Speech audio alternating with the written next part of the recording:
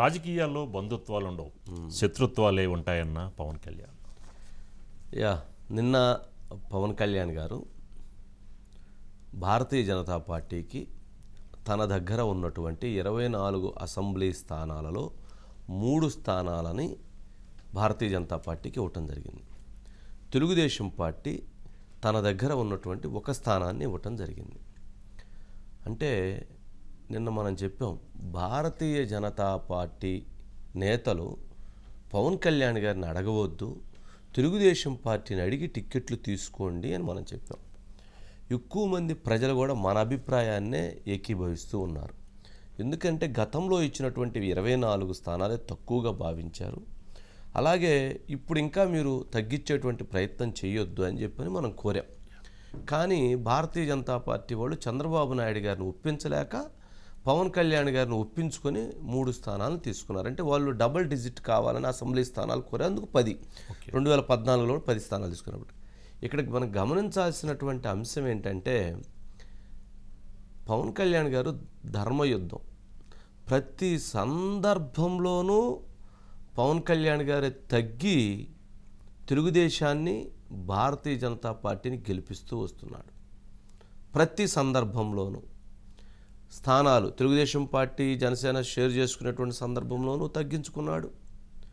తర్వాత ఇప్పుడు బీజేపీ వచ్చిన తర్వాత ఎంపీ స్థానం విషయంలోనూ తగ్గించుకున్నాడు. తర్వాత ఎమ్మెల్యే స్థానం విషయంలో కూడా తాను తగ్గించుకొని తెలుగుదేశం పార్టీని, భారతీయ జనతా పార్టీని ముందుకు తీసుకెళ్తున్నాడు. ఇది మనము అంటే అత్యంత క్రియాశీలకమైనటువంటి పాత్రను పోషిస్తున్నారు.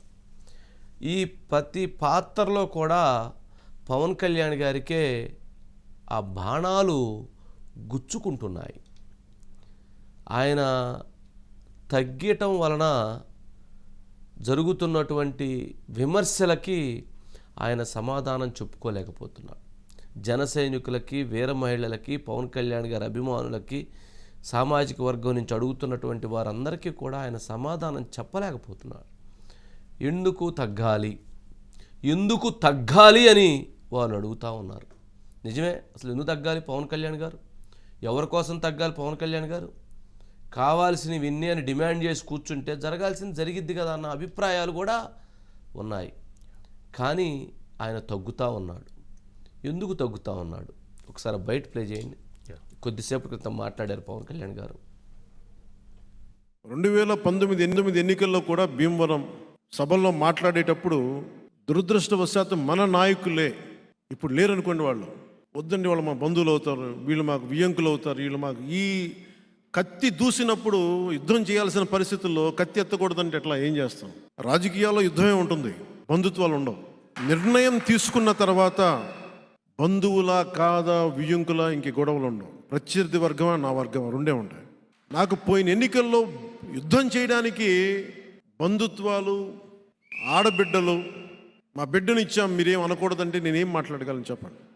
నాకు నిజంగా అప్పుడు బాధ అనిపించింది. నాలాంటి వాడిని మీరు ఏ కడపలో పెట్టుంటే బాగుండేది, ఇక్కడ పెట్టారు నాకు అనవసరంగా అనిపించింది. డైరెక్ట్ జగన్మోహన్ రెడ్డి మీద పోటీ చేస్తుంటే బాగుండేది, నాకు తేలిగ్గా అక్కడ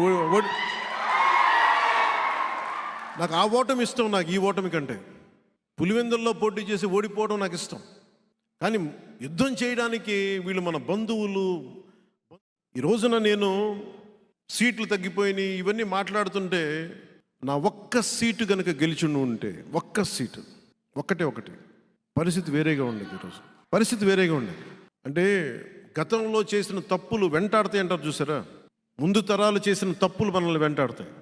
నేను వాటన్నిటికీ పరిహారం కట్టాను. నేను ఈ రోజున ఒక నవశకం ప్రారంభించాం, ఒక ఇంపాసిబుల్ అలయన్స్. అది ఎమ్మెల్యేగా ఓడిపోయిన వ్యక్తి, భీమవరంలో ఎమ్మెల్యేగా ఓడిపోయిన వ్యక్తి ఈ అలయన్స్ని ముందుకు తీసుకెళ్లడంలో కీలకమైన వ్యక్తి అయ్యాడు.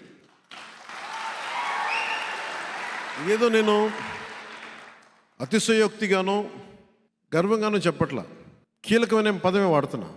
అంటే ఉన్న ఒక్క ఎమ్మెల్యే వెళ్ళిపోయినా నిలబడి ఉన్నామంటే మీ గుండెల్లో ఉన్న స్థానం నాకు అంత బలం ఇచ్చింది.